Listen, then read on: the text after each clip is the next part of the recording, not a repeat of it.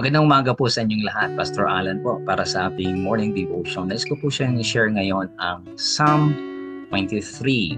Anim pong verses ito pero basahin ko lang po muna yung verse 1. Sabi po doon, "The Lord is my shepherd, I shall not want." Sa wikang Pilipino, ang Panginoon ang aking pastor, hindi ako mangangailangan. Ito pong psalm na to ay paglalarawan ng Diyos at ng kanyang pagmamalasakit sa kanyang mga tao, sa kanyang mga anak.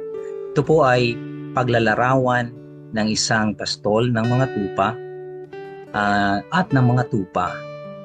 So ito po ay paglalarawan ng relasyon niya sa atin at marami po tayong mapupulot na magandang pagpapala mula po sa salmong ito. Una po, tingnan po ninyo yung salitang, "The Lord is my shepherd." Yung salita pong my, yung adjective pong yan is a possessive determiner po. We are talking about a personal God. Yung pong my po. Ito yung Diyos na hindi mo kailangang hiramin para ikaw ay pakinggan o magkaroon. Hindi mo kailangang rentahan para ikaw ay magkaroon. Hindi mo na kailangan makisuyo ng yung prayer request para ikaw ay magkaroon ng prayer answer. Kasi ito ay personal. My shepherd, my God. So kahit ano pa po ang mangyari, I have a personal God. Gusto niya bang iparamdam sa atin na ngayong umaga na may ikaw ay may personal na Diyos na lagi mong kasama at lagi kang nandyan siya.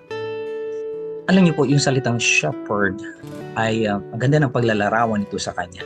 Ang shepherd po, ang pastor, ay palagi hong may bit-bit na isang bag, yung script na tinatawag. Ito po ay yari sa isang animal skin. Ang laman po noon ay pagkain niya, dried fruits, pati yung medical kit niya, yung olive na tinatawag olive oil, para pag may kailangan yung mga tupa ay doon. So, bakit niya bit-bit lahat ito? Kasi personal pong trabaho ang shepherd. Hindi pwede yung online, hindi pwede yung malayuan, kundi kailangan personal niya na gagawin. Ito yung paglalarawan na ang Diyos, yung kanyang commitment sa akin, sa iyo, bilang anak niya, ay personal niya pong gagawin. Hindi niya po pinapagawa sa iba. Ngayon, my shepherd. At ang ganda po ito, may dala pa po siyang sling. Yung sling po, yung sling na katulad ginawa ni David, ginamit kay Goliath. Ito po ay nagsiserve as weapon para protektahan ang kanyang mga tupa. At may dalawa po siyang tungkod. Yung isa ay maikli na may pako, parang pako. Ito po ay panghampas niya para maitabo yung mga pwedeng manila sa kanyang mga tupa. At mayroon siyang mahabang tungkod na parang hook. Yun naman po ay pang-rescue niya. So personal niya kasi inaalagaan ang mga tupa. Personal niya po protektahan. Kaya handang-handa po siya palagi sa kanyang paghahanda. So my shepherd, ito ang ginagawa ng Diyos sa atin araw-araw. Lahat ng pangailangan natin ay dala-dala niya na. Lahat ng proteksyon ay binibigay niya na sa atin. At alam niyo po, sisimulan niya po ang pagpalabas ng kanyang tupa sa Israel po 4 o'clock in the morning. Hanggang dire-diretso po yun kasi gano'n po kumain ng mga tupa. 4 hanggang papunta po ng 10 a.m. Ayan, medyo mainit na. Hahanapan niyo na po ng medyo ng masisilungan, yung hindi na humadilim, hindi na humainit na lugar at may tubig. Doon niyo ho papahingayin yung mga tupa. At isa-isa yung i-check yun kung okay po. Kasi kain lang po ng kain yan. Pagkatapos po ay bigla siyang titigil. So, ganyan ho ang ating Panginoon. Yun ang nilarawan niya po eh. Kanina pa pong umagising na. Hindi ho siya natulog eh. Pinakinggan niya tayo, tinignan niya tayo, binantayan niya tayo at hanggang ngayon. Sa pagsisimula ito hanggang doon at alam niya pong need natin, alam niya ang ating kapaguran, alam niya kung kailan tayo magugutom. Iyan ang ating Diyos, my shepherd. Yan ang my Lord natin. Ngayon, tingnan niyo po, isunod po, "The Lord is my..." Yung salitang is, the Lord is, ito po ay verb, present tense actually siya. Dinidescribe po yung relationship niya between you and your Lord. Ang is, ibig sabihin, someone who will assist you, who will accompany you, someone you enjoy spending time. The Lord is, siya po yung mag-a-assist, siya yung mag-a-accompany sa atin. Hindi po siya natutulog, hindi po siya basta lang mawawala. Kandito siya para maging companion. So, yung una, the Lord is my shepherd. Ngayon, the Lord is my companion. Ang nakakatuwa po sa ugali ng sheep ay ganito. Pag ang ship po, from 4 to 10, pag siya napagod, bigla na lang po siyang mahihiga. Ganun ho siya. Pag naano siya, he will just stop and lie down. So, kahit na nandun na yung iba, umaalis na, yung napagod, bigla na lang. Napaka-stubborn po talaga. Parang ikaw at ako. Pag tayo napagod, bigla lang tayo humihinto sa pagsusunod, humihinto sa pagsamba, humihinto sa panalangin. So, ang gagawin ng Diyos, kakargahin na lang ikaw. Gagawa siya ng paraan para kunin ka. Para gumawa siya ng paraan para hindi ka maano at maiwan. Ang galing ng Diyos natin, ano po, He is my companion. Hindi kailanman ikaw iiwanan. At ito pa, ang tupa naman, He will not lie down kung siya'y takot at saka kung siya ay gutom. Hindi ho siya mahihiga. Ikot-ikot lang siya, naka-stay lang siya minsan tapos iyak lang ng iyak. At pag siya takot at hindi ho siya titigil sa kaiiyak. Karang tayo, pag tayo nangangailangan, wala tayong tigil sa kaano sa Diyos eh. At kung ano-anong pinagsasabi natin sa Diyos. Kaya ang ginagawa ho ng Diyos, sabi niya po dun sa verse, He laid us into the still water. Gagawin, pakakalmahin niya po. So bibit-bitin niya dun sa isang matahimik na lugar at ipare-relax niya at pagkatapos paiinumin niya, pakakainin niya para dumiretso. Imagine niyo po yung pagod ng isang personal na shepherd sa ating buhay. Sa stubbornness natin, hindi siya umaalis. Pinagtsatsagaan pa rin tayo. Yan ang aking Diyos. Yan ang inyong Diyos, my personal God, my companion. Ang sabi niya, for He is a present tense. Hindi niya sinabing my Lord was, hindi niya sinabing my Lord will be, kundi sinabi niya, He is. Here and now, He is my shepherd. He will always take good care of us. Kahit hita itong mangyari.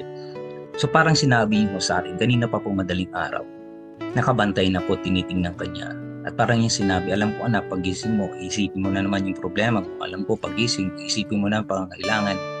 At pagising mo, isipin mo na maraming bagay sa buhay mo. Gusto ko malaman ngayong umaga na nandito ako. Ako maglilid sa'yo. Ako magpo-provide sa'yo. Gusto ko lang kunin mo ang Biblia ngayon at buksan ito. Gusto kitang makausap at mangusap ka sa akin. Ako ang iyong mabuting pastol. Ikaw at ako ay magsasama because He is our companion. Hindi lang mo yun. Ang sabi niya, I shall not want. Not only He is my shepherd, He is my companion, He is my caregiver. Gusto ko sanang gamitin po yung salitang caretaker, pero mas personal yung caregiver. Kasi ang personal niyang masyadong mag-alaga sa atin. Bawat isa sa atin dapat may nagmamalasakit. At kung feeling niyo po ngayong umaga, walang nagmamalasakit sa iyo, gusto po malaman ng Diyos na nandyan siya. Siya ang yung pastol na nagmamalasakit palagi sa iyo. Lagi siyang nakabantay sa iyo. At ikaw palaging iniisip niya. Kung pagtitiwalaan mo lang siya, ang ating Panginoon na iyong pastol, masasabi mong sabi ni David, I shall not want. Ano po? Nasabi ni David po yon na I shall not want because natagpuan niya ng pagtitiwala sa Diyos ang susi ng pag-aalaga at pagmamalasakit sa Kanya ng Diyos. So kung ngayong umaga po, mayroon po kayong naiisip at pinagdadaanan, anong bagay na mayroong mabigat sa inyo, sabi po ng 1 Peter 5:7, cast all your cares on Him, for He careth for you. Psalm 23 verse 5, Thou preparest a table before me in the presence of my enemies. You anoint my head with oil, my cup runneth over. Alam niyo po kung ano ibig sabihin nun? Dun po kasi sa Middle East, pag ikaw ay guest, hindi sila pwedeng tumanggi. At pag guest ka, lalagyan kanila ng oil. Ibig sabihin niyo mo, hospitality po nila yun. So this is an invitation for you and for me na pumunta sa Kanya ngayong umaga, sa presensya niya, at magkaroon ng fellowship, at gusto niyang sabihin sa iyo na hindi kita pababayaan ngayong umaga. Tutulungan kita. Ang atpang tulong at pagmamalasakit niya, hindi lang hanggang dito, kasi tingnan niyo pong conclusion niya sa verse 6, Surely goodness and mercy shall follow me all the days of my life, and I will dwell in the house of the Lord forever. Alam niyo ibig sabihin nun? Yung goodness and mercy ay magiging bodyguard natin to make it sure na pupunta tayo hanggang doon kasama niya. God will safely bring me and you home to His eternal home. Siguro natatakot ka po. Siguro meron kang niisip ngayon. Ang Panginoon ang ating pastol. Hindi tayo mangailangan at hindi tayo dapat matakot. Ang kailangan mo lang malaman ay siya ang ating pastol.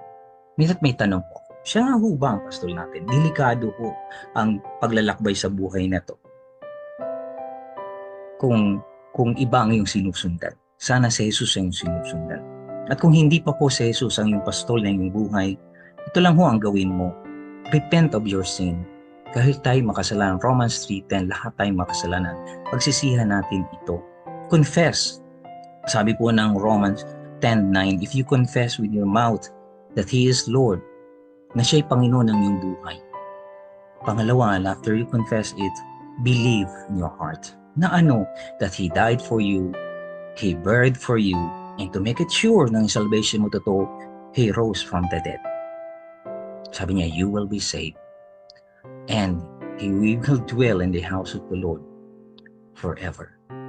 Siya nga po bang yung pastol? At kung siya ang ating pastol, hindi ho tayo mangangailangan. Ibig sabihin, hindi tayo pagkukulangin ngayong umagang ito. Pagpalaan po tayo ng Diyos. Tayo po manalangin, Panginoon, pagpalaan niyo po ang iyong salita. Guide niyo po kami ngayon sa aming mga dapat lakarin. At sana po ay matuto kami magtiwala sa iyo. Salamat kayo ang aming pastol na magdadala sa amin ng lahat sa tamang lugar at magbibigay sa amin ng lahat ng aming pangailangan. At sa tuwing kami mahuhulog, kami masasaktan, nandiyan kayo para kami ayong ayusin. Salamat po ng marami. Pagpalaan niyo po kami. In Jesus' name, Amen. Maraming salamat po. Mapag-apalang araw sa inyong lahat.